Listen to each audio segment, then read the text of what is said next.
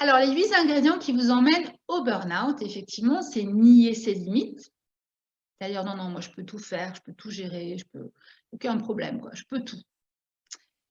Se croire indispensable à tous, ça arrive, ça c'est vraiment un ingrédient, qui est présent chez toutes les personnes qui vivent un burn-out.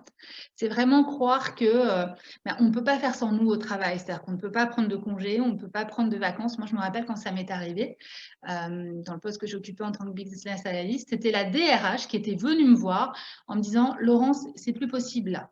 Tu vas prendre 10 jours pour Noël, tu prends 10 jours de vacances. Il est hors de question que tu continues comme ça l'année prochaine sans avoir pris de congé».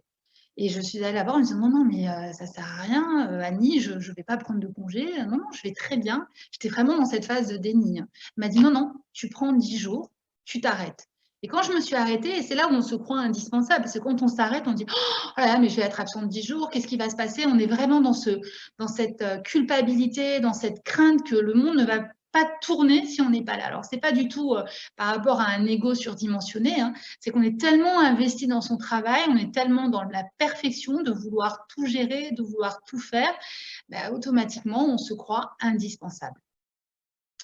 Refuser son impuissance à aider tout le monde. On ne peut pas aider tout le monde et c'est là où justement il est essentiel, avant d'arriver à vivre un burn-out, à être jusqu'à l'épuisement professionnel, de prendre conscience que parfois, il est nécessaire de savoir dire non. De dire non quand on nous demande trop de choses, de pouvoir prioriser ses tâches, aussi bien professionnelles que personnelles et surtout être capable de dire non et de dire: «Je suis désolée, mais là, je peux pas. Quand j'aurai un moment, je veux bien t'aider ou je veux bien t'apporter, la solution, mais pour le moment, là, ce n'est pas possible». La personne a du mal à définir sa valeur personnelle, c'est-à-dire qu'elle va plus s'intéresser à ce que les autres vont lui dire d'elle-même que ce qu'elle, elle pense d'elle-même.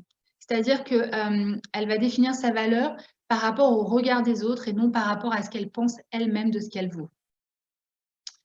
Et elle va voilà, c'est ça, elle va se définir aussi à travers les besoins des autres. Elle va négliger ses vrais besoins.